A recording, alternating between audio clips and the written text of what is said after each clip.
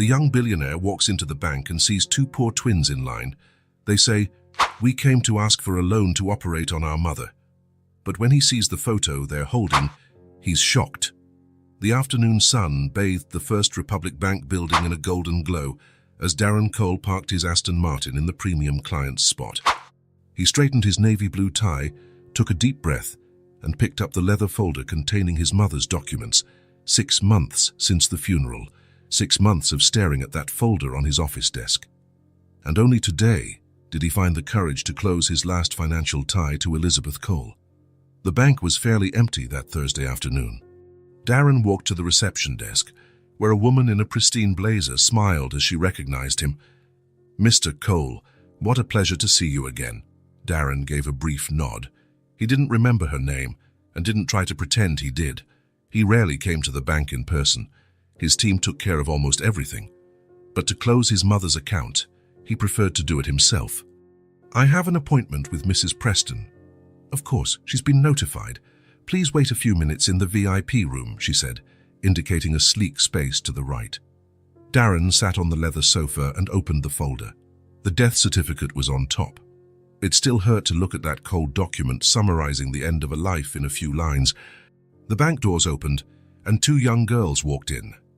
Identical twins with brown hair tied in messy ponytails, wearing simple but clean dresses. They couldn't have been more than 6 years old. One carried a crumpled, stained envelope.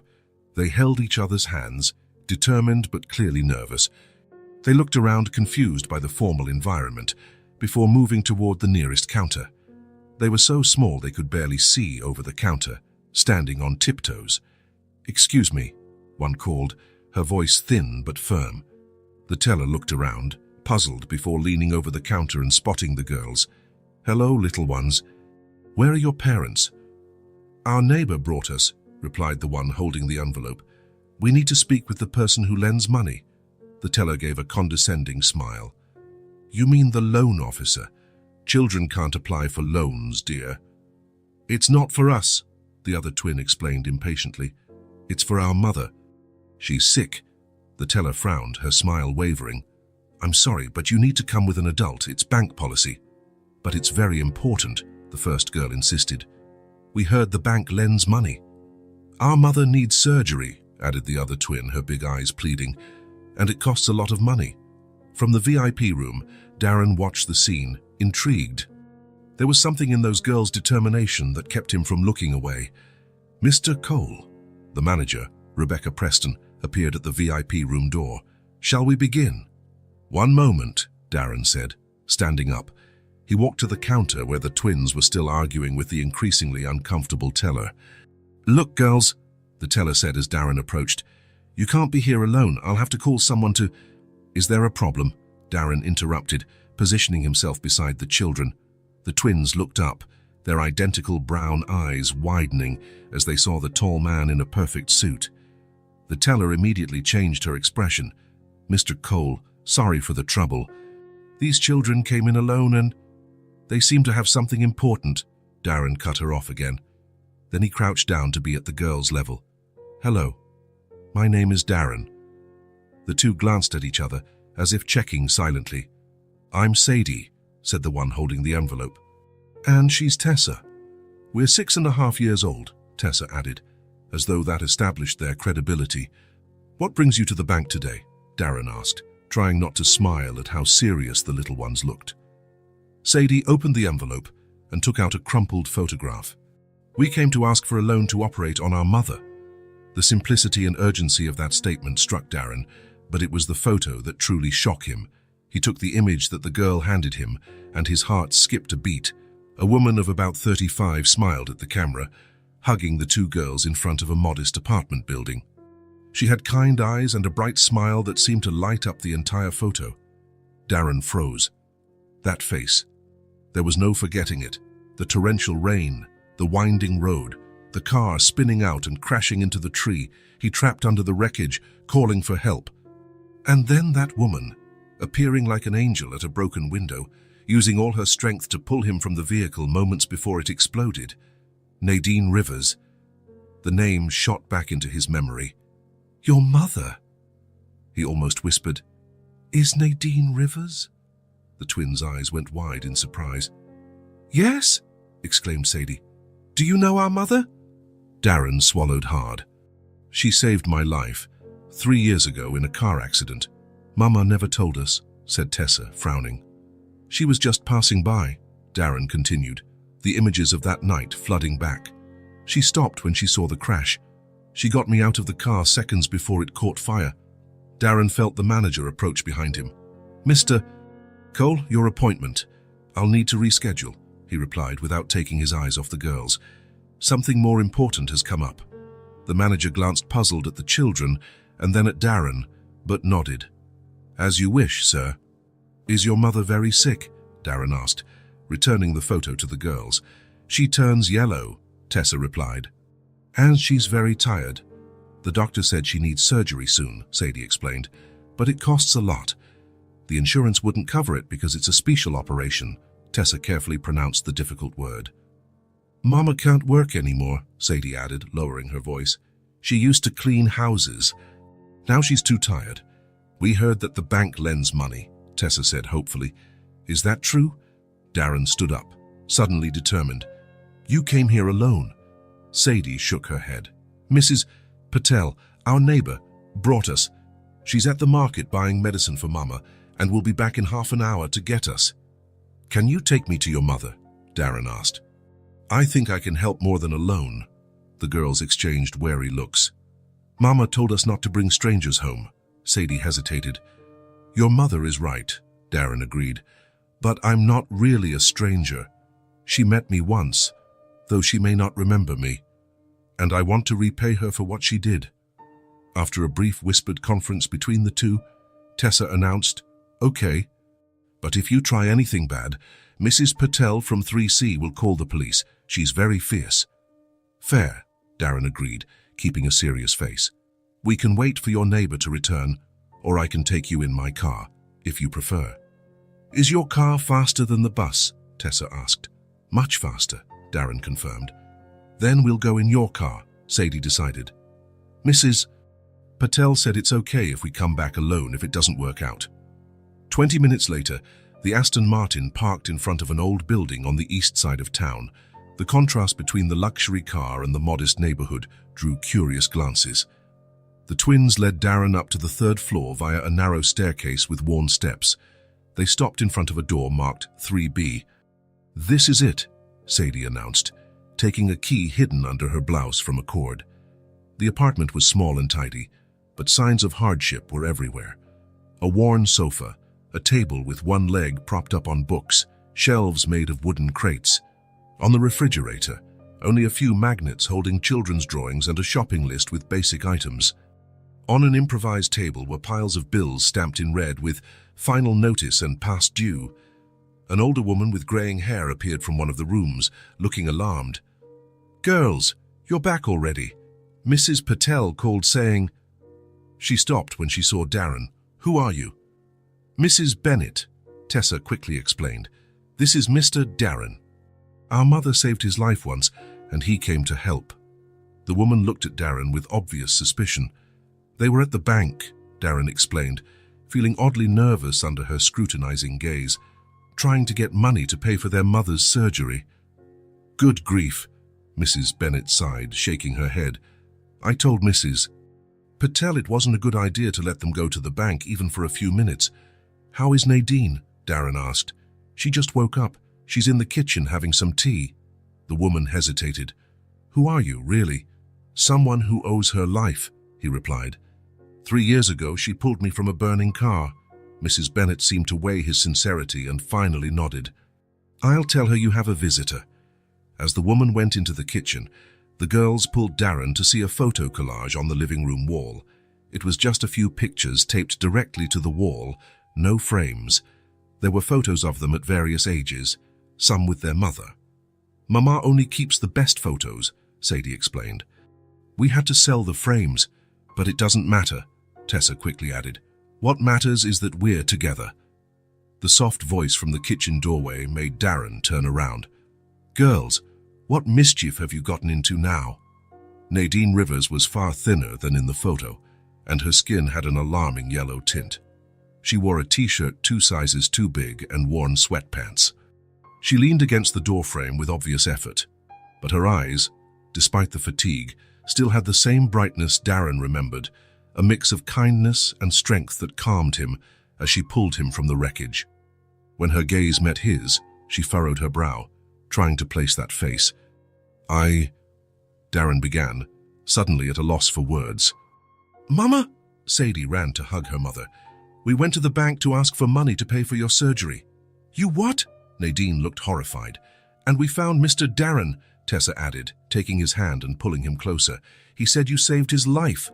Nadine looked at him more closely, and then a flicker of recognition passed across her eyes. "The accident on the road to Lakeside," she said slowly.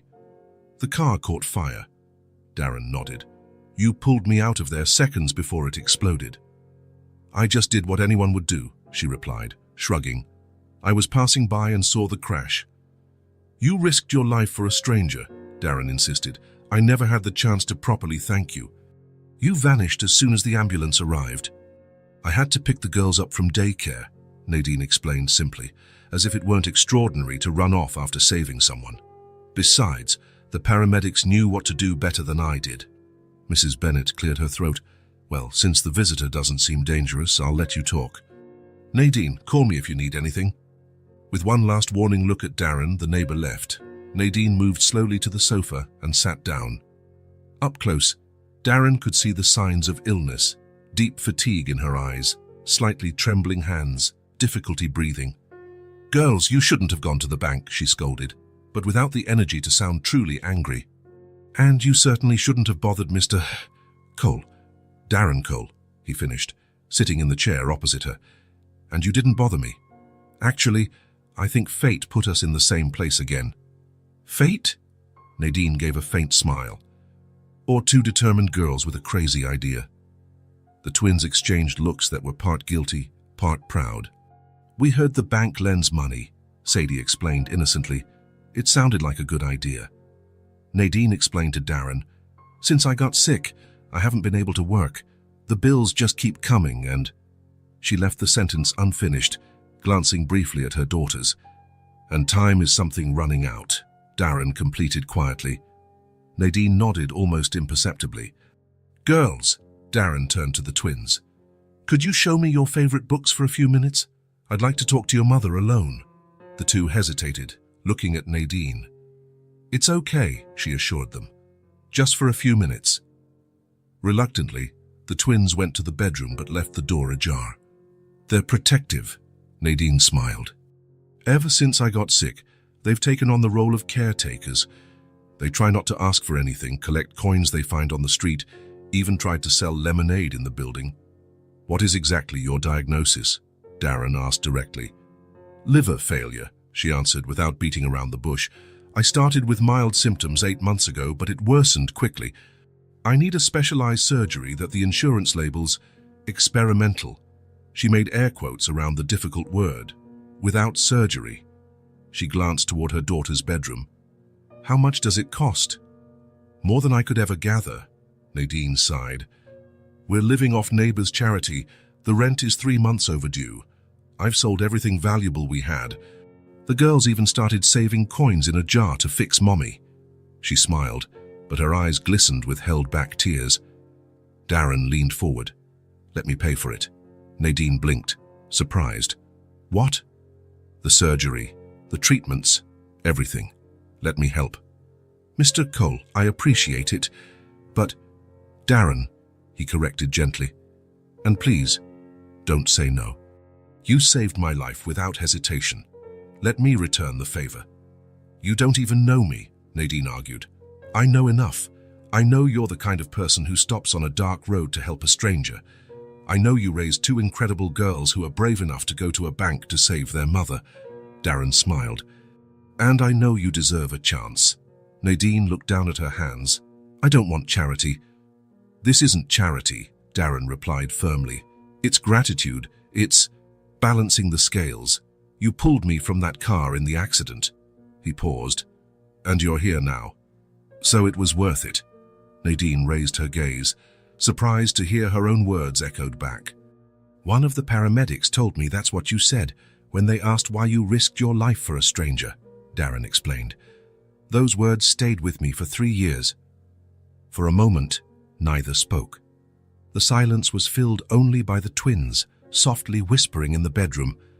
"After the accident," Darren finally continued, "I promised myself I would change, that I would do more for others.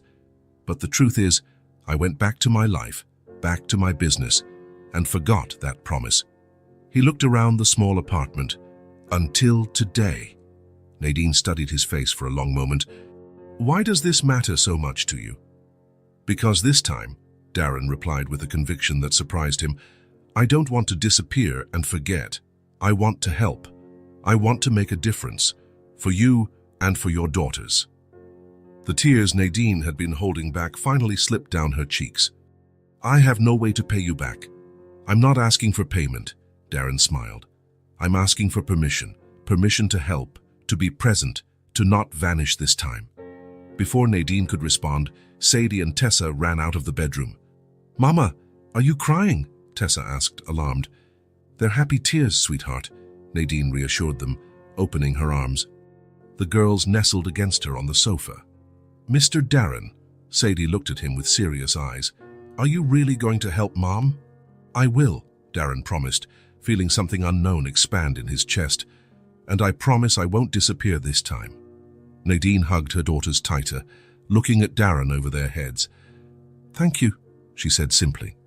Darren nodded, knowing his life had changed irrevocably that afternoon. The account he came to close at the bank could wait. There were more important accounts opening now, accounts of gratitude, presence, and second chances. And for the first time in a long time, Darren Cole didn't feel alone. The hospital hallway was long and white, a tunnel of fluorescence that seemed to swallow every sound. Darren watched doctors and nurses hurry by with their clipboards and tired expressions, while he sat on the hard plastic chair, hands clasped as if in prayer. 3 days. 72 hours since he convinced Nadine to accept his help. 48 hours since he brought her to the city's best hospital. 24 hours of intensive tests. When the consultation room door finally opened, Darren stood so quickly that he felt a momentary dizziness. Dr. Patel, unrelated to Nadine's neighbor, just a curious coincidence, gestured for him to enter.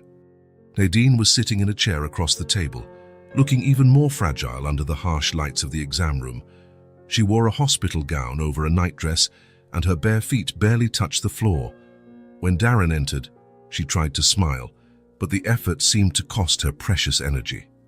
"Mr. Cole," the doctor began, adjusting his glasses. "Mrs. Rivers agreed that you could be present during our conversation." Darren nodded, sitting beside Nadine. On an impulse he couldn't explain, he reached out and lightly touched her hand. To his surprise, she didn't pull away. Instead, she turned her palm upward, accepting that small comfort. "The test results are in E, Doctor," Patel continued, opening a folder with images and charts that Darren didn't fully understand.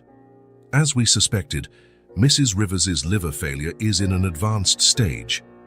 "How long?" Nadine asked directly, her voice low but steady. The doctor hesitated, removing his glasses to clean them, a gesture Darren immediately recognized as a tactic to buy time before delivering bad news. "Without surgery, 3 months, maybe 4. Nadine closed her eyes for a moment, and her hand squeezed Darren's with surprising strength. "Then we operate as soon as possible," Darren declared, as if it were that simple. Dr. Patel put his glasses back on. "Unfortunately, Mr. Cole, it's not that simple. Mrs. Rivers is significantly weakened. Her body wouldn't tolerate surgery in its current state." "What does that mean?" Darren asked, feeling a knot form in his throat. "It means we need supportive treatment first," the doctor explained. "Intensive nutrition, medications to stabilize liver function, transfusions, maybe even temporary dialysis. We must strengthen her before considering surgery." "How long will that take?" Nadine asked, her practical tone contrasting with her pale face. "At least 4 to 6 weeks. Let's start today," Darren stated, not as a question, but as an order. Dr. Patel nodded. "I've already reserved a private room. The team is preparing everything to begin treatment today." When the doctor stepped out to arrange the necessary paperwork, a heavy silence fell over the exam room. Darren still held Nadine's hand, not sure what to say. "My daughters," she finally broke the silence. "I'll take care of them," Darren replied immediately. Nadine looked at him with an expression mixing gratitude and doubt. "You barely know us." "I know enough," he repeated the same words he had said days before. "They'll be fine, I promise." "They've never been away from me for more than one night," Nadine confessed, her voice trembling. "Not after their father's, after he left." Darren nodded, not pressing for more details. "We can bring them to visit every day, and you can call whenever you want." "They don't have a phone," Nadine smiled weakly. "We sold the last cell phone to pay the electricity bill." "That won't be a problem anymore," Darren assured her. Then, suddenly aware of how that sounded, he added, "I'm sorry, I didn't mean to sound arrogant." To his surprise, Nadine laughed softly, the first genuinely happy sound he'd heard from her. "I think you've earned the right to sound a bit arrogant, considering what you're doing for us." Dr. Patel returned with a stack of documents and a nurse pushing a wheelchair. The reality of the situation hit Nadine, and Darren saw fear finally break through her composure. "The girls can't see me like this," she murmured as the nurse helped her into the wheelchair. "I don't want to scare them." "I'll prepare everything before bringing them," Darren promised. "I'll explain it as best I can." Nadine grabbed his arm as he leaned in to say goodbye. "They like bedtime stories, and Sadie is afraid of the dark. She needs a little light on. Tessa pretends she isn't, but she is. And they're allergic to strawberries, and—" "We'll take it one step at a time," Darren interrupted gently. "I'll handle everything. Right now, you need to focus on getting stronger." Nadine hesitated, then nodded. "Thank you, Darren." "For everything." Only when the nurse began pushing the wheelchair down the hallway did Nadine turn one more time. "My address. You need the keys." "I already took care of that with Mrs. Bennett," Darren reassured her. "She helped me gather the girls' things." As he watched Nadine disappear into the elevator, Darren felt the weight of the responsibility he had just undertaken. 3 days ago, his biggest concern was closing his mother's bank account. Now he was about to become the temporary guardian of 2 6-year-old children. "Is this a house or a castle?" Tessa asked, eyes wide as the Aston Martin drove through Darren's mansion gates. "I think it's just a big house," Sadie replied, though she too looked impressed. In the driver's seat, Darren couldn't hide a smile. The twins had been surprisingly calm when he told them their mother would stay in the hospital for a few weeks. He suspected Mrs. Bennett had already prepared them before he arrived. "It's just a house," he confirmed, parking in the circular drive. "A big, empty house. It'll be nice to have company for a while." "You live here alone?" Sadie asked, unfastening her seatbelt. "Yes," Darren answered, helping them out of the car. "Well, there's a housekeeper who comes 3 times a week and a gardener on Mondays, but usually it's just me." "You don't have family?" Tessa asked with the frankness only a child can have. Darren hesitated. "No more. My mother passed away 6 months ago." "Like Grandma?" Sadie nodded with wisdom beyond her years. "We're sorry." "Thank you," Darren replied, surprised at how easily the girls talked about loss. "Shall we go in?" "You can pick which rooms you want." The 3-story mansion was a blend of modern and classic architecture, lots of open spaces, large windows, elegant furniture that looked barely touched. The twins explored every room with exclamations of surprise, while Darren carried their small suitcases. "Where's the TV?" Tessa asked after touring the main living room. "I don't have a TV in the living room," Darren explained. "There's one in the home theater in the basement." "You have a theater?"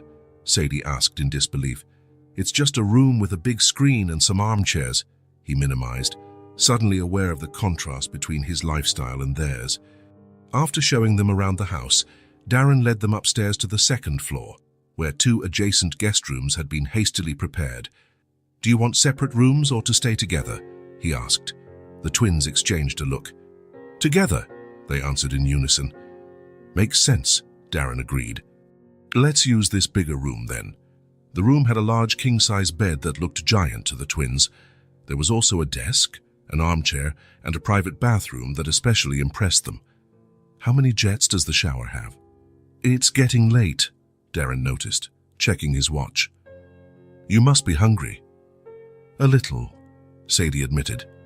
"Well, I could—" Darren stopped. suddenly realizing he didn't know what children ate for dinner. Worse, he didn't know how to cook. "We could order something." "Like pizza?" Tessa asked hopefully. "Sure, pizza is an excellent idea," Darren agreed, relieved. Pizza it is. After dinner, improvised on the usually unused kitchen island, came the challenge of bath time and bedtime. To his astonishment, Darren discovered that supervising two 6-year-old girls' bath was a logistical operation involving finding the perfect water temperature, ensuring soap didn't get in their eyes, and making sure their hair was properly washed. "You're doing it wrong," Tessa informed him when he clumsily tried to comb her wet hair. "Mama does it like this," Sadie demonstrated with her own brush, using gentler strokes. "I'm learning," Darren admitted, trying to mimic her movement. Then came pajamas, which were in the wrong suitcase, brushing teeth, too much toothpaste, according to the experts, and finally the bedtime story. Darren sat on the edge of the enormous bed, where the twins looked tiny under the white duvet, and opened the book Mrs. Bennet had packed in their luggage. "The Princess and the Frog," he read the title, adjusting the small lamp he had installed hastily after remembering Tessa's fear of the dark. "Do you know how to do voices?" Tessa asked, settling against the pillows. "Voices?" "Yes, like Mama does," Sadie explained. "Different voices for each character." Oh, Darren understood, feeling more and more out of his comfort zone. "I can try." What followed was probably the most dramatic and least skilled reading of The Princess and the Frog ever done, with Darren alternating between a shrill voice for the princess and an exaggerated deep croak for the frog that made the girls burst into laughter. "That doesn't sound like a frog," Tessa exclaimed between laughs. "More like a bear with a cold," Sadie added, rolling with laughter. Darren feigned indignation. "You question my authentic royal frog voice? I am deeply offended." That only prompted more laughter, and Darren found himself laughing along, a sound he hadn't heard from himself in a long time. When he finally finished the story, the girls were sleepy but satisfied. "You're not as good as Mama," Tessa murmured, already closing her eyes, "but it wasn't that bad." "High praise coming from you," Darren smiled, tucking the blanket in. "When do we see Mama?" Sadie asked, fighting to keep her eyes open. "Tomorrow," Darren promised. "Right after breakfast." "Do you know how to make breakfast?" Tessa asked, clearly skeptical. "Absolutely not," Darren admitted, "but I know the number of an excellent place that delivers." That seemed to satisfy them, and soon both were asleep. Darren sat there for a moment, watching their rhythmic breathing, the striking similarity between them even in sleep. As he left the room, leaving the door ajar and the nightlight on, he realized that his house, always so silent, always so empty, now had sounds. Soft breaths, the occasional rustling beneath the covers, the undeniable presence of life.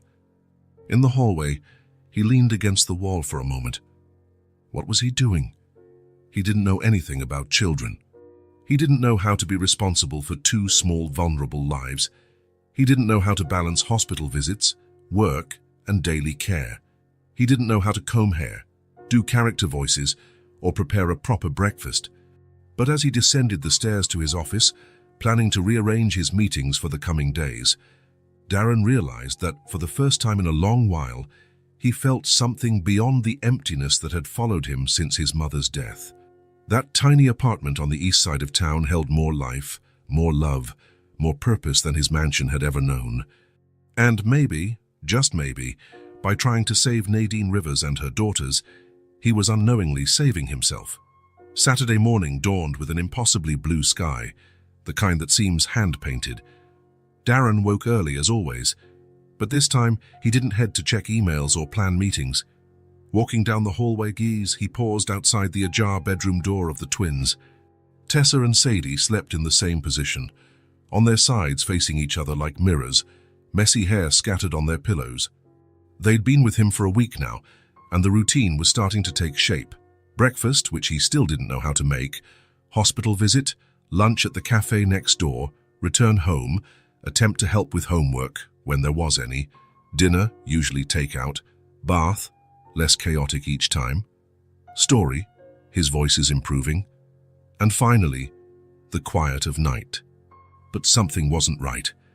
Despite the routine, Darren noticed the growing tension in the girls.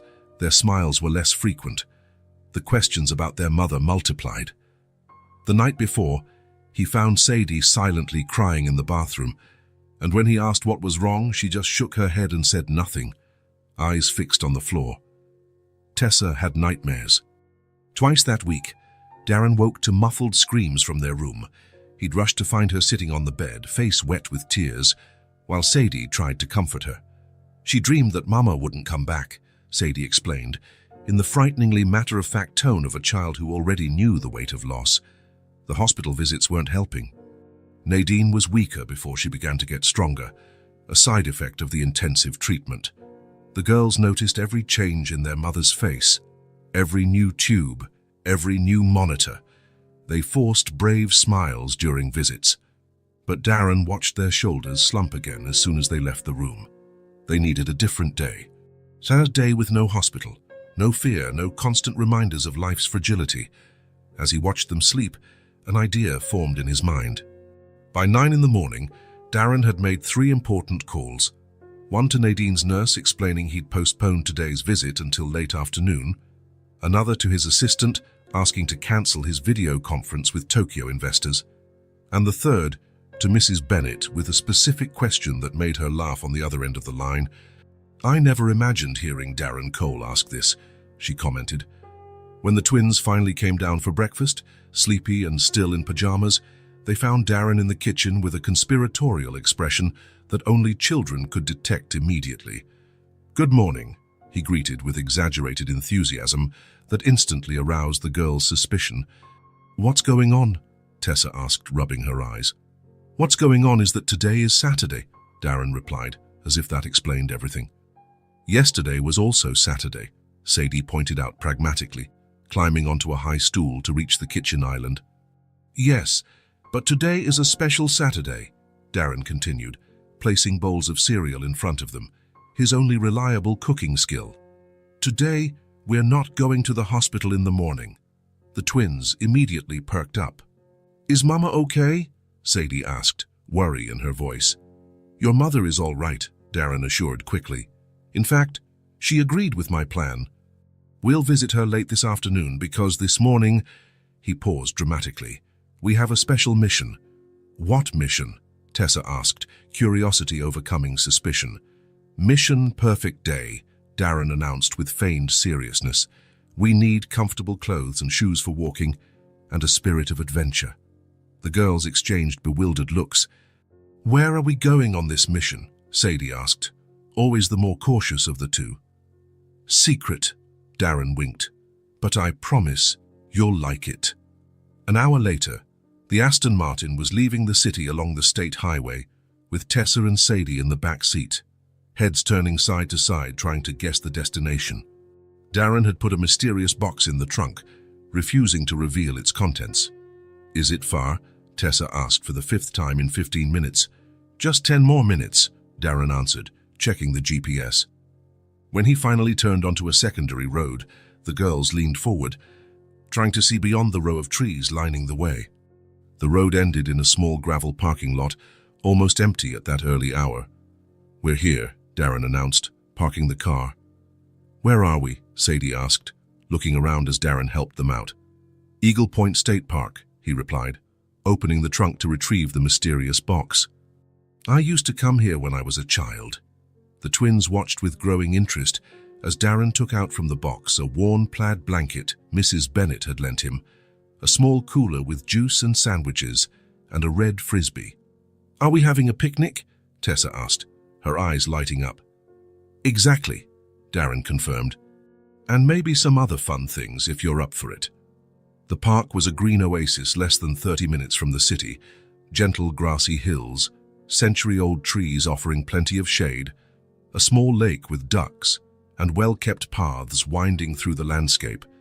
Darren led the girls to a higher spot overlooking the lake, where he spread the blanket under the shade of a majestic oak. "What do you think?" he asked, noticing the twins' curious expressions as they surveyed the spot. "It's pretty," Sadie replied cautiously. "But what do we do here?" The question caught Darren off guard. "What do you mean?" "Is there a special activity?" Tessa elaborated. Like at school field trips. Darren smiled, suddenly understanding. No, actually the plan is not to have a plan. We can run around, lie on the grass and look at the clouds, feed the ducks, play frisbee, or just sit and talk. The girls looked confused by the concept. We've never done that, Sadie admitted at last. A trip with no purpose. There was something in that simple confession that squeezed Darren's heart. He sat down on the blanket and motioned for them to join him. My mother used to say that the sky heals, he commented, looking at the perfect blue above them. When I was sad or worried, she would bring me to a place like this. She said being under the open sky put our problems in perspective. Your mother sounded nice, Tessa said, lying on her back to watch the sky. She was, Darren agreed, feeling the familiar pang of longing but without the usual bitterness. What was her name? Sadie asked, mimicking her sister's position. Elizabeth, Darren answered, but everyone called her Lizzie. Do you miss her? Tessa asked with children's blunt honesty. Every day, Darren admitted, but some days are easier than others. There was a comfortable silence, broken only by birdsong and the rustling leaves in the gentle breeze. Darren watched the girls gradually relax, their small bodies releasing the tension they had carried for days. That cloud looks like a rabbit, Tessa suddenly pointed out. Where? Sadie asked, squinting. There. See? The ears are long. Soon, all three were engrossed in the oldest game in the world, finding figures in the clouds. An elephant. A boat. A giraffe. No, Darren, that's clearly a dinosaur, Tessa corrected indignantly. Time seemed different there, slower, kinder. After the clouds came sandwiches, simple but surprisingly tasty outdoors, clumsy attempts to throw the frisbee, with Darren discovering his knack for closing business deals didn't extend to accurate throws, and a careful exploration of the small pond, where a family of ducks eagerly accepted the crumbs they offered. It was during the second improvised picnic, this time with apples and cookies bought at the park shop, that the conversation took an unexpected turn. Darren, Sadie began, her casual tone contrasting with what she was about to say. We stopped going to school. We had a scholarship because Mama cleaned the school. Tessa cast a quick look at her sister, as if breaking some unspoken code between them. When was that? Darren asked gently, keeping his tone calm despite his surprise. 2 months ago, Sadie continued, picking at blades of grass beside the blanket. When Mama got too tired to work, we lost the scholarship. She said we could come back next semester, but she got sicker, Tessa finished as her sister's voice faltered. Darren listened quietly, trying to process this new information. The girls had stopped studying 2 months ago, exactly when Nadine's symptoms worsened, and no one had told him. Neither Mrs. Bennett nor the girls themselves during all those clumsy homework help attempts, which he now realized were just old exercises they invented to avoid disappointing him. We didn't want to tell you, Sadie explained, still not looking directly at him. Mama always said education is the most important thing. She cried when the principal called, Tessa added in a low voice. It was the only time we saw her cry because of her illness. In that moment, sitting on the grass with 2 6-year-old children, Darren saw up close, for the first time, how dignity can disappear quietly, how a family can unravel in silence, piece by piece, without dramatic tragedies. Just the slow, steady erosion of the small dignities that make up a life. Not only had Nadine's health been taken, but her job, her ability to provide for her daughters, her pride in ensuring their education, and she had faced it all alone, hiding her tears, maintaining her composure in front of them. Did you like school? Darren finally asked. Yes, Tessa answered immediately. I like science. We made a volcano that actually erupted. I like reading, Sadie added. The library had so many books. Darren nodded, making mental notes, something to address on Monday. Another piece of the puzzle that was now his responsibility. I think we need to keep playing frisbee, he announced abruptly, standing up. I'm sure I can throw it without hitting that tree this time. The girls smiled, relieved by the change of topic. Soon they were running across the grass, laughing as Darren, predictably, sent the frisbee straight into a low-hanging maple branch. The afternoon wore on, the sun gradually dipping toward the horizon. They sat by the lake's edge, skipping stones and counting how many skips they could make. "Thank you for today," Sadie said suddenly, her small voice firm. "Yeah," Tessa agreed. "It was nice not thinking about sad things for a while." Darren felt a lump in his throat. "You're welcome," he managed to say. "We can do this more often if you want." "Even when Mama comes home?" Tessa asked hopefully. "Especially when your mother comes home," Darren confirmed. "She's going to love this place." The girls smiled, and in their identical smile, Darren saw something that hadn't been there before, a small spark of hope.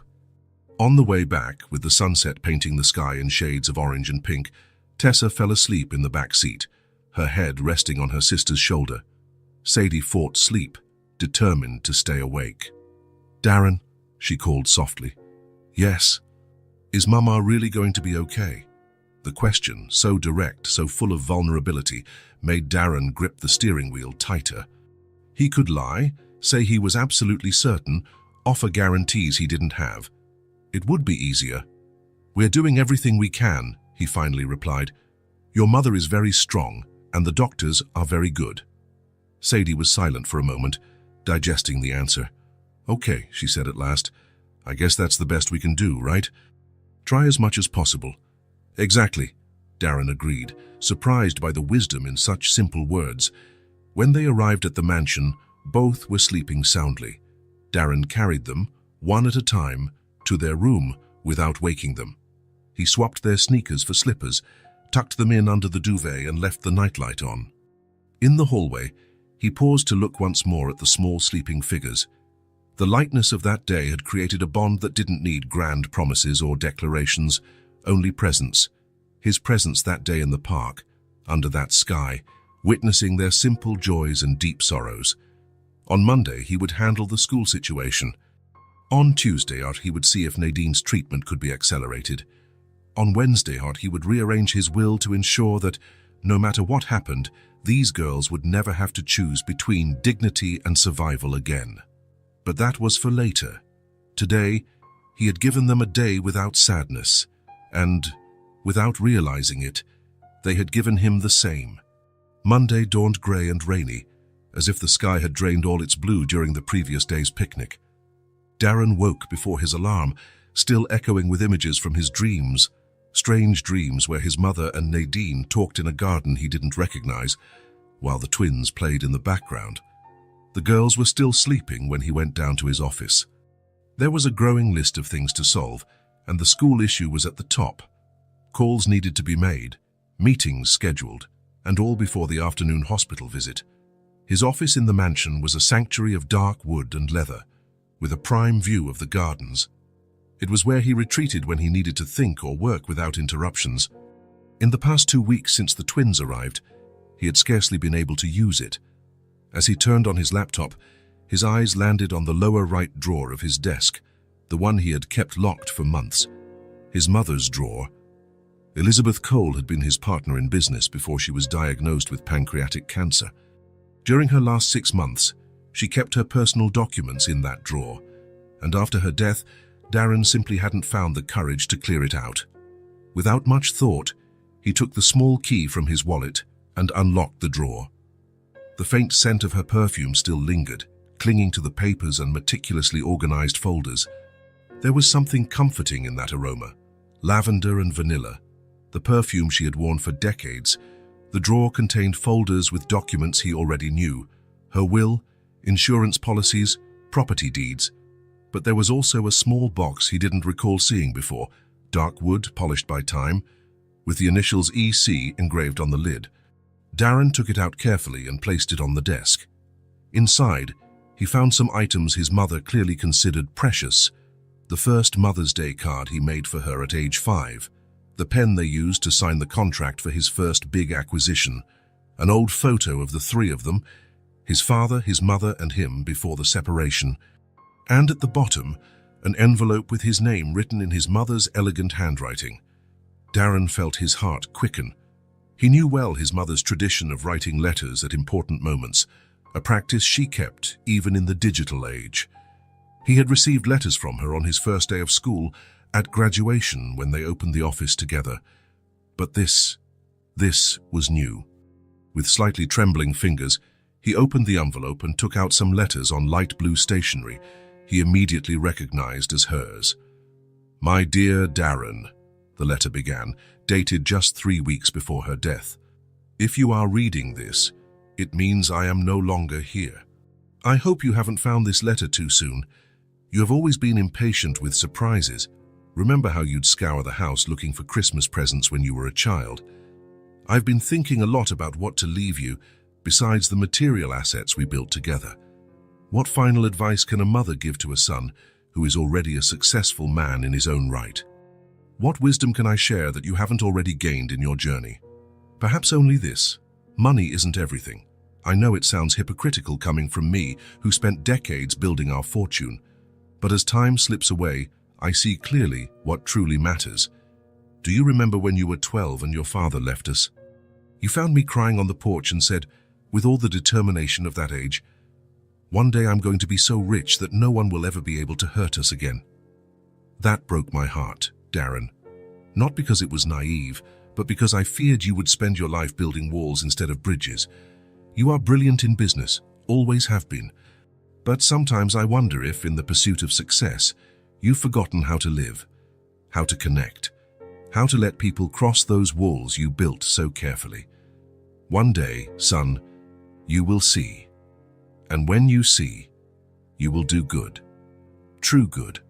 Not just donations to distant causes, though that is important, but the kind of kindness that requires you to get involved, to risk your heart, to be present. My greatest regret is not dying. It's not being here to see the remarkable man you will become when you finally open those doors you have kept closed for so long. Remember always, the true legacy is not what we leave in banks but the lives we touch. With all my love, today and always, Mommy.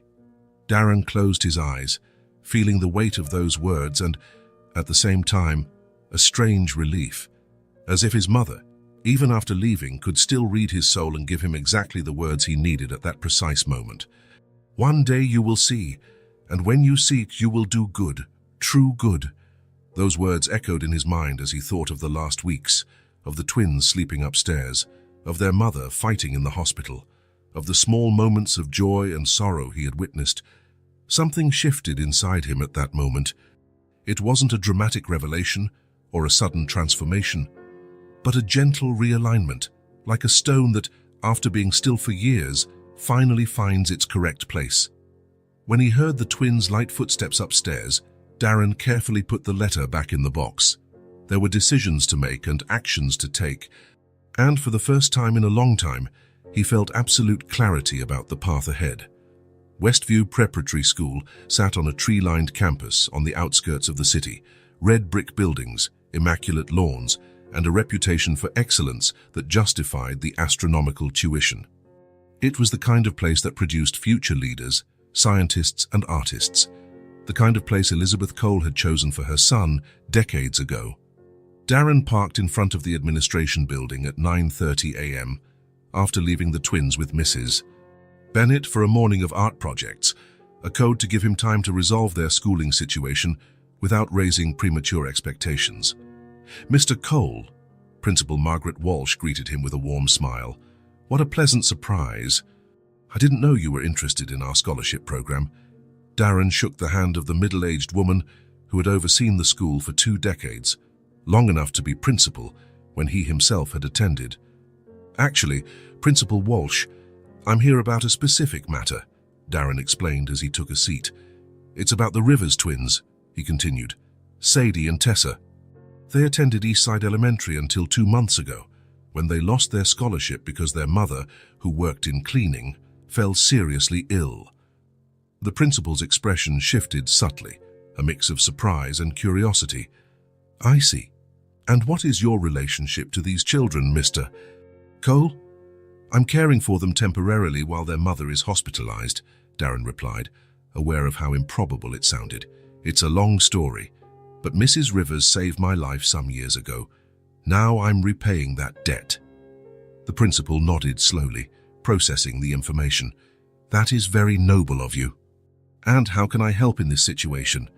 "I want to ensure they get the best possible education," Darren stated, not just now, while they're under my care, but for the future, regardless of what happens with their mother. For almost an hour, Darren and Principal Walsh discussed possibilities. Westview had a scholarship program, but it was extremely competitive and usually aimed at older students. Mid-year transfers were discouraged, and there was the matter of their adjustment. The twins came from a completely different school environment. "Don't get me wrong, Mr. Cole," the principal said after outlining the difficulties. "We would love to have the girls here. But I want to make sure this is the best solution for them, not just to ease your conscience."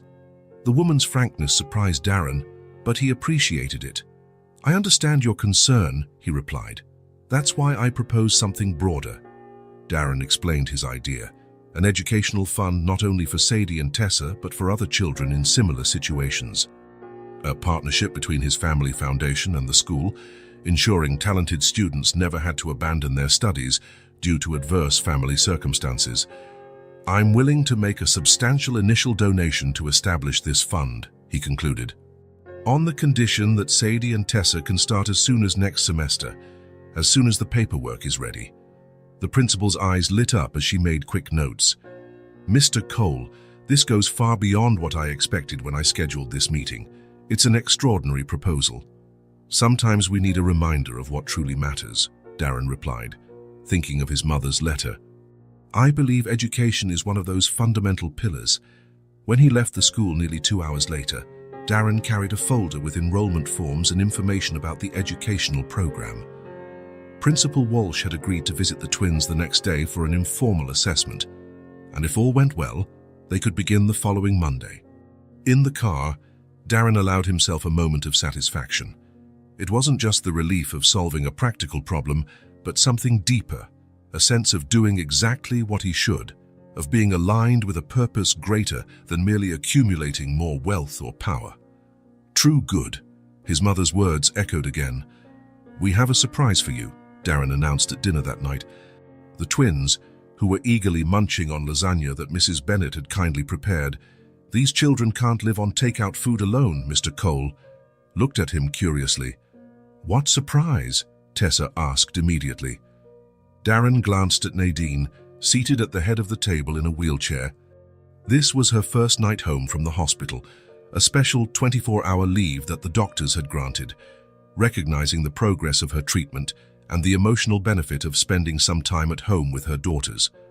Nadine looked tired, but her eyes were brighter, her skin less yellow. The first signs that the intensive treatment was working. She nodded slightly, giving Darren permission to continue. "Soon you'll be able to go back to school," he announced. "I talked to a school today, and they're very excited to have you next week." The twins' reactions were instant and contrasting. Sadie's face lit up with a radiant smile. "Really? We can go back to our school?" Tessa, on the other hand, frowned. "But how?" "Mama still can't work there." Darren exchanged another glance with Nadine, who decided to intervene. "Actually, girls," she explained gently, "you're going to a new school, a very good school that Darren knows." "Westview," Darren added. "It's a bit farther more, but it has an amazing science program for you, Tessa, and a huge library for you, Sadie." The twins processed the information slowly. "Is it a school for rich kids?" Sadie asked at last, with the perceptiveness that often surprised Darren. "It's a school for children who want to learn," he corrected gently. "Some come from wealthy families, others don't. What's important is that everyone is welcome." "But," Tessa hesitated, "how will we pay?" Nadine reached out and touched her daughter's arm. "Darren created something called an educational fund. It's like special money just for schools." "Not just for you," Darren added, "but for other children too. Kids who, like you, need a little help to keep studying when things get tough at home." For a moment, the twins just stared at him, processing what it meant. Then, almost simultaneously as only twins can, they jumped from their chairs and ran to hug him. "Thank you, Darren," Tessa exclaimed, her arms wrapped around his neck. "I'm going to study so hard," Sadie solemnly promised as she joined the hug. From her seat at the head of the table, Nadine watched the scene with teary eyes. When Darren caught her gaze over the twins' heads, he saw something in it that hadn't been there before, a complete confidence, a silent understanding. And in that moment, Darren knew his mother was right. He finally saw. And what he saw in front of him was not an obligation or a burden, but a gift, the chance to do good, true good. Autumn had arrived, painting the trees red and gold. It had been 6 weeks since Nadine started treatment, and the small victories had created the illusion of steady progress. Better days, more energy, short trips out of the hospital. The twins had adapted surprisingly well to Westview. Tessa was already a star in the science club, while Sadie devoured books at a pace that impressed even the most seasoned teachers. The routine that seemed impossible at first now flowed naturally. Darren balanced work and responsibilities with the girls, managing video calls between meetings, and finally learning to prepare at least 3 simple meals. The mansion, once so sterile and silent, now housed drawings stuck on the refrigerator, small shoes in the hallway, and animated movie soundtracks playing from speakers that once only broadcast financial news. That Wednesday began like any other, quick breakfast. Darren dropping the girls off at school. "Remember, Ava will pick you up today." Then straight to the hospital for the monthly checkup with the medical team before heading to the office. Dr. Patel awaited him in the hepatology department's conference room, accompanied by 2 other specialists Darren already knew from previous visits. But there was something different that morning, a nearly tangible tension in the air, the kind of heaviness that precedes storms. "Mr. Cole," the doctor greeted him without his usual smile. "Thank you for coming." Darren nodded, sitting at the conference table. "How is she today?" Dr. Patel exchanged a quick look with his colleagues before answering, "Unfortunately, I don't have good news." The words hung in the air like smoke, suffocating. Darren felt his palms suddenly sweat. "The latest tests showed significant deterioration of liver function," the doctor continued, opening a folder with charts and test results. "Despite aggressive treatment, the disease has progressed faster than we expected." "But she seemed better last week," Darren countered, his voice betraying his disbelief. "She managed to spend all day out of the hospital on Sunday." "That's one of the cruelties of this disease," explained Dr. Sharma, the team's hepatologist. "There can be periods of seeming improvement even when the overall condition worsens." "What does that mean exactly?" Darren asked, though something inside him already knew the answer. "Doctor." Patel removed his glasses, a gesture Darren had learned to associate with bad news. "It means the surgery we had planned won't be enough. The damage to her liver is too extensive for a partial resection." "So what do we do?" Darren asked, leaning forward. "Is there another procedure? Another specialist we can consult?" The 3 doctors exchanged looks again before Dr. Patel answered, "Only a liver transplant can save her now." The word transplant fell like a sentence. Darren knew enough about medicine to understand what that meant. Waiting lists, compatibility, scarce time. "How long do we have?" "Without a transplant? 3 weeks, maybe a month."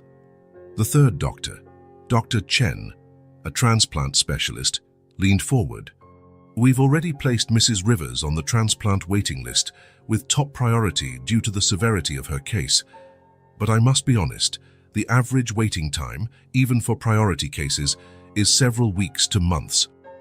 "Weeks she doesn't have," Darren concluded. "Exactly," Dr. Chen confirmed. "That's why we're discussing a living donor." "How does that work?" Darren asked immediately. "The liver is the only internal organ that can regenerate," Dr. Chen explained. "A compatible donor can give a portion of their liver, which will grow in the recipient, while the donor's remaining liver also regenerates." "What are the risks to the donor?" "It's a major surgery," the doctor didn't hide. "There are significant risks: infection, bleeding, anesthetic complications. The donor mortality rate is low, under 0.5%, but it exists." Darren absorbed the information in silence. Then, without hesitation, "I want to volunteer as the donor." The doctors did not seem surprised. They had likely anticipated such a reaction. "Mr. Cole, we appreciate your willingness," Dr. Patel stepped in, "but there are several factors to consider. Blood compatibility, organ size, and your own health. Also, we need to evaluate if there is any biological family member who could be tested first." "She has no family," Darren replied, "only the girls, who are too young, and a few close friends." Still, we must follow protocol, Dr. Chen explained. We'll test your blood type first to check basic compatibility. Then, if it matches, we'll run more specific tissue tests. When do we start? Darren asked. Right away. If you're available, Dr. Sharma replied. We've already prepared the consent forms. As he signed the documents, one question lingered in Darren's mind. How would he explain this to the twins? How would he make sure they didn't feel abandoned again? 2 hours later, Darren was in Nadine's hospital room. She was asleep, her pale face against the white pillow, tubes and monitors telling the silent story of her body in decline. He sat in the chair next to her bed, watching the slow rise and fall of her chest, the fragility evident in every breath. When she finally opened her eyes, she didn't seem surprised to find him there. They told you, she said. Not a question, but a statement. Darren nodded. Why didn't you tell me you were getting worse? A weak smile touched Nadine's lips. What good would that do? You're already doing so much. I'm going to be your donor, he announced without preamble. Nadine blinked several times, processing the information. Darren, no, it's too dangerous. I'm blood type O, universal donor. That doesn't mean you'll be compatible in every aspect. It greatly increases the chances, he insisted. The other tests will confirm soon enough. Nadine tried to sit up, a visible effort that made Darren help adjust her pillows. You can't do this. The girls, they're fine, they're safe, and they want their mother to live. Nadine shook her head, silent tears beginning to roll down her cheeks. I can't let you risk your life for me. You risked yours for me once, Darren gently reminded her. In fact, you didn't even know me. At least I have the privilege of knowing exactly why I'm doing this. A heavy silence fell between them, filled only by the constant beep of the monitors. What if something happens to you? Nadine finally asked, voicing the fear that surely haunted the twins. Nothing will happen, Darren assured her with more confidence than he actually felt. But if it does, I've arranged everything. Ava, my assistant whom you met, has clear instructions. The girls will never be alone. They will never be helpless. Why? Nadine asked, her voice barely a whisper. Why are you doing all this? Darren thought of his mother's letter, of the day at the park, of the twins' laughter echoing through the empty halls of his home, of the small victories and big revelations of the past weeks. Because finally, he answered simply, I understood what my mother tried to teach me my entire life, that life only makes sense when lived beyond ourselves. Now, 3 days later, the final results confirmed what Darren already suspected. He was a viable donor candidate. Compatibility wasn't perfect, but good enough to proceed. The surgery was scheduled for the next morning. That night, he gathered the twins in the living room of the mansion. Ava, his longtime assistant, was present at his request. In the past 2 months, she had become a constant presence in the girls' lives, sometimes picking them up from school, bringing thoughtful little gifts, helping with school projects when Darren was busy with Nadine. I have something important to tell you, Darren began, sitting on the couch between the two. The twins looked at him attentively. At 6 years old, they already had a keen sensitivity to serious conversations. Your mother needs a very special surgery, he explained, choosing his words carefully. Her liver. You remember that it's the organ that's sick, right? Both nodded. Darren had bought children's anatomy books to help them understand their mother's illness. It's badly damaged now, and the doctors need to replace it with a new one. Like a broken part? Tessa asked, always practical. Kind of like that, Darren confirmed. But we can't just buy a new liver at a store. We need a special person to donate part of theirs. Who will give it? Sadie asked. Darren took a deep breath. I will. The reactions were immediate and intense. Tessa's eyes widened in shock, while Sadie's face contorted in an expression of pure fear. But, will you be okay? Tessa managed to ask. Yes, Darren assured her. The liver is an amazing organ that can regenerate. I'll give part of mine to your mother, and then we'll both have full healthy livers. Is it dangerous? Sadie asked, her voice trembling. Darren hesitated. He had promised himself never to lie to them. All surgeries have some risk, he admitted. But the doctors are the best. and the chances of everything going well are very, very high. Sadie began to cry quietly at first, then in sobs that shook her small body. Tessa followed a few seconds later. Darren held them, feeling their tears soak his shirt. "What if you don't come back?" Sadie finally voiced between sobs, the primal fear haunting them both. Darren swallowed the lump in his own throat. "I will come back," he promised. "But if I don't, Ava will take care of you." He indicated his assistant, who watched the scene with teary eyes. "And you will never be alone." Ava moved closer, kneeling before the girls. "You two are very important to Darren," she said softly, "which means you're very important to me too. I promise I will always be here, no matter what happens." The twins looked at her, still tearful but seeming to absorb the promise. Ava wasn't a stranger. She was the person who brought smiles on difficult days, who knew their preferences, who spoke to them like real people, not kids who needed shielding from everything. "Tomorrow morning, we're all going to the hospital," Darren continued. "You'll stay with Ava while Mom and I are in surgery, and when we wake up, we'll be the first to let you know." That night, when he finally got them to sleep, the twins refused to sleep apart from him. He brought mattresses to the floor of his own room, creating a makeshift camp. They fell asleep holding his hands, one on each side, as if they could keep him from disappearing during the night. Looking at their sleeping faces, Darren felt a mix of fear and determination he had never experienced before. It wasn't just Nadine's life at stake. It was the stability of these two children who, in such a short time, had become the center of his universe. The hospital was quiet in the early morning hours as they arrived. The twins, still sleepy, held Ava's hands as they walked through the familiar corridors to the surgical wing. Nadine was already being prepped when Darren was allowed a brief visit. "You don't have to do this," were her first words when he entered the room. "I know," he replied simply. "That's why I'm doing it." Silent tears rolled down her face. "The girls, they're with Ava. They're stronger than they look." "They're exactly as strong as they look," Nadine corrected with a small smile. "That's why I'm so afraid of failing them." "You won't," Darren assured her. "Nor will I." A nurse entered, indicating it was time to take Nadine to the operating room. "See you on the other side," Darren said, gently squeezing her hand. "That's a promise," she replied. The surgery began at 7:30 a.m., two teams working simultaneously, one removing part of Darren's liver, the other preparing Nadine to receive it. A carefully choreographed medical ballet that lasted many hours. In the waiting room, Ava kept the twins occupied with games, books, and occasional walks to the cafeteria for hot chocolate. As the hours passed, though, it became increasingly difficult to distract them. "It's taking a long time," Tessa commented, looking at the wall clock for the 100th time. "Big surgeries take time," Ava explained patiently. "It's a good sign it's taking a while. It means the doctors are being very careful." "What if they can't fix Mama?" Sadie asked, her voice small. "They will," Ava assured.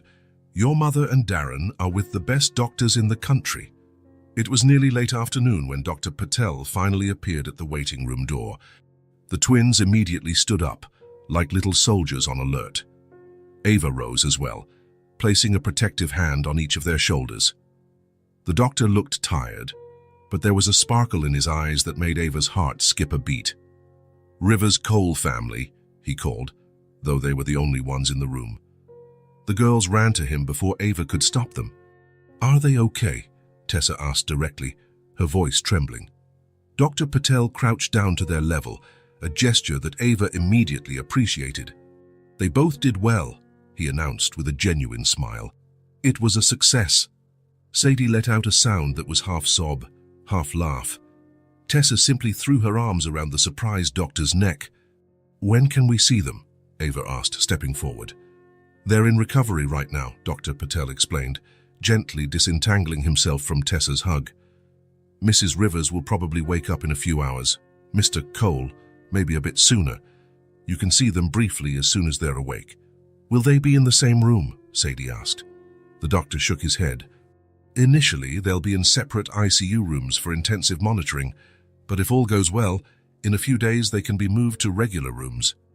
When the doctor left, promising to return as soon as one of them woke up, The twins finally collapsed, not into tears of fear, but into a relief so deep they seemed utterly exhausted. Ava guided them back to the couches, where they curled up together, as they always did in moments of intense emotion. "He gave a part of himself to Mama," Tessa said after a few minutes of silence, as though she had just fully realized what had happened. "Yes," Ava confirmed. "A part of him saved your mother. Like in fairy tales," Sadie murmured, her eyes heavy with fatigue, "when someone gives something very precious to save someone else." Ava smiled, pulling them closer. "Yes, exactly like in fairy tales." What neither of them said, what perhaps only Ava fully understood at that moment, was the perfect symmetry of that gesture.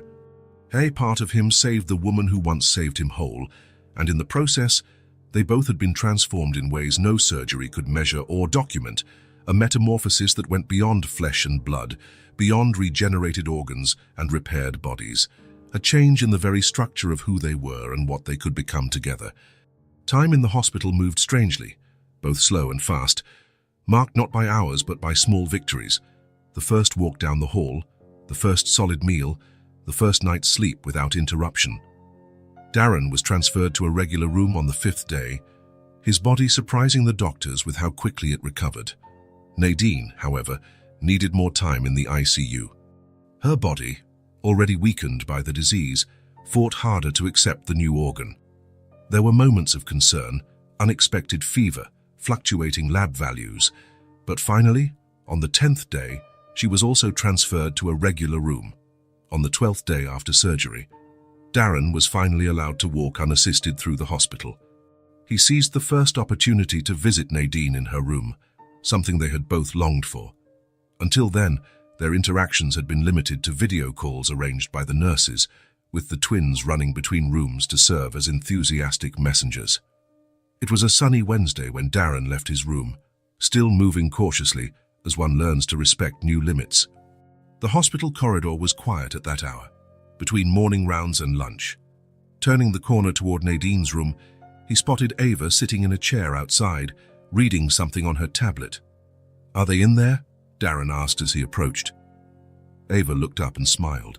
"They arrived 20 minutes ago. I told them you'd be coming soon." "How is she today?" "Better." The physical therapist came earlier and was impressed with her progress. Darren nodded, satisfied. "And the girls?" "Excited. Impatient. The usual."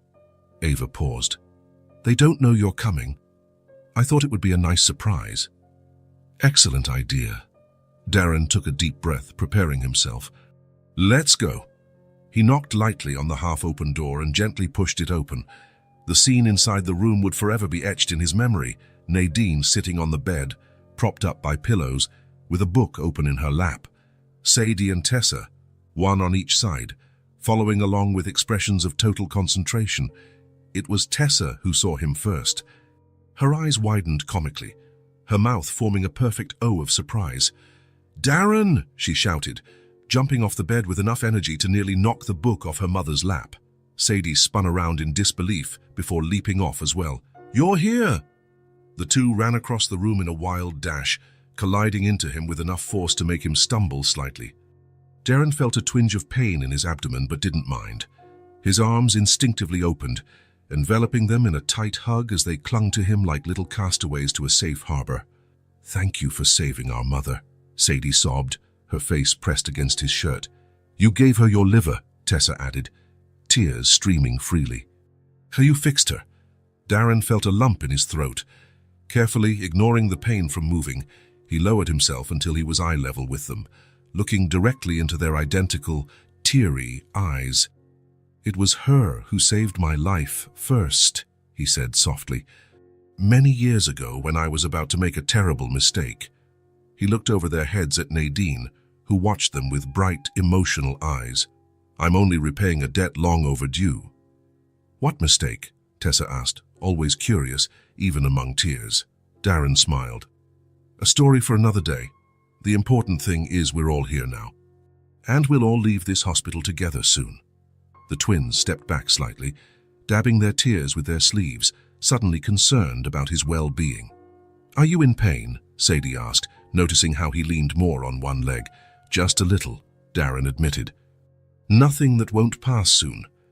You should sit, Tessa declared with authority, pulling him by the hand to the chair next to Nadine's bed. Only when he sat did Darren finally find Nadine's gaze. The transformation was remarkable. Color had returned to her face, the yellow tint completely gone. Her eyes, once constantly clouded by exhaustion, now had a clarity he had never seen before. "Hello, donor," she said with a small smile. "Hello, recipient," he replied, returning the smile. "Seems part of me adapted well to you." "The doctors say your liver is exceptional," she commented. "Apparently, you've kept it in excellent shape."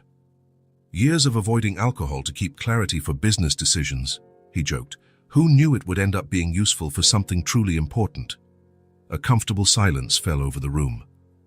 The twins settled on the edge of Nadine's bed while Darren, on impulse, reached out to take her hand. "Now it's my turn to be present," he said, his voice low but firm. "And I will always be."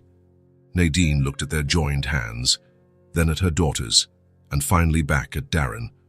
Something silent and profound passed between them, a promise that went beyond words, beyond conventional commitments. "We believe in you," she replied simply. Das de Saint-Vander 3 days later, an unusual procession left the hospital. Nadine in a wheelchair, as protocol dictated, though she could already walk short distances. Darren by her side, walking slowly but unaided. The twins danced around them like small planets in eccentric orbit, unable to contain their joy at finally having everyone together outside those white walls. Ava waited for them at the entrance with the car, smiling as she saw them emerge through the automatic doors into the autumn sunlight. "Going home?" she asked, opening the passenger door. Darren looked at Nadine, a silent question in his eyes. "Going home," Nadine confirmed. It wasn't necessary to specify which home. Everyone knew it wasn't the tiny apartment on the east side of town, nor would it be just the mansion that used to belong only to Darren. It was a new concept of home they had built over the past weeks, a space that existed primarily in the bond between them. As the car pulled away from the hospital's parking lot, the twins waved enthusiastically to the doctors and nurses who had come out to say goodbye. Dr. Patel, in particular, looked emotional, watching the car drive off with the satisfied expression of someone witnessing not just a medical success, but a human transformation. For the first time, they left together as a real family. Not a family defined by documents or traditional blood ties, but by something perhaps deeper: choice, sacrifice, and the promise of shared days. The following months brought a new routine. Nadine's recovery continued with ups and downs, days of surprising strength followed by days of deep exhaustion. Darren gradually returned to work, but with a perspective transformed on what constituted a priority. The twins returned to Westview, no longer as special charity cases, but as part of a new program they had inadvertently inspired. The Stone Clear Foundation, the name chosen to reference the clarity Darren found after reading his mother's letter, was officially launched 3 months after the surgery. The initial goal was simple: provide free exams and treatments for vulnerable people, focusing particularly on liver diseases, but it quickly expanded to include other services: a scholarship program for children whose parents faced serious illnesses, psychological counseling for families in crisis, and even an emergency fund to cover basic living expenses during prolonged medical treatments. The launch ceremony was small but meaningful. Nadine, still recovering but already able to stand for longer periods, cut the ribbon at the entrance of the foundation's first clinic. "I can't think of anyone more fitting to inaugurate something that exists because of you," Darren said, watching her with pride. "The lady in line said she needs a transplant like Mama's," Sadie informed Darren quietly during the reception. "Will you give a piece of your liver to her too?" Darren smiled, kneeling to be at her level. "Unfortunately, I can only donate once, but the foundation will help her find a donor, just like it helped your mother." "Is that why it's called Stone Clear?" Tessa asked, joining the conversation. "Because it helps people see the way?" "Exactly," Darren confirmed. "Like a stone that reflects light and illuminates the path when everything seems dark." The life settled into a new normal. The mansion, once sterile in its perfection, now pulsed with the signs of a truly lived-in home.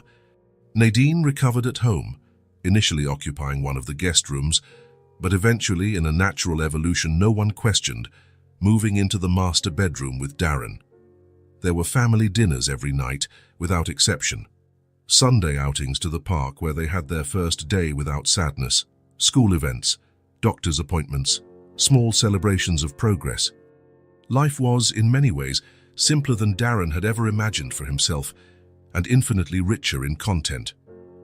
On a particularly sunny spring afternoon, nearly 6 months after the surgery, Darren arrived home to find Nadine and the twins working on a mysterious project in the living room. "You can't look yet," Tessa exclaimed as he entered, running to block his view. "It's a surprise," Sadie explained, firmly guiding him out of the room. "Come back in 10 minutes. When he was finally allowed to return, he found the three standing beside the main bookshelf, clearly proud of whatever transformation they had made. "You can see now," Tessa announced formally. Approaching, Darren immediately noticed what they had created, an elaborate triple frame occupying the central space of the shelf. In the first frame was his mother's letter, carefully preserved under glass, her elegant handwriting visible to anyone who passed by. In the second frame was a photograph he recognized immediately, the photo of the three of them, Nadine and the twins, taken the day they met, when he had come to thank the woman who had prevented him from jumping off that bridge. And in the third frame was a new drawing, clearly made by the twins. 4 figures holding hands under a large yellow sun, each one labeled with names in childish letters: Mama, Darren, Sadie, and Tessa. At the top of the drawing, in colorful letters, Our Family, and at the bottom, a simple phrase that made Darren swallow hard. "Now we have everything." "Do you like it?" Sadie asked, watching his reaction closely. "We had the idea," Tessa added quickly. "Mama only helped with the frame." Darren looked at the three of them, Nadine with her calm smile, the twins practically brimming with anticipation, and felt that now familiar sense of fullness that still surprised him every time he experienced it. "It's perfect," he replied sincerely. "Absolutely perfect."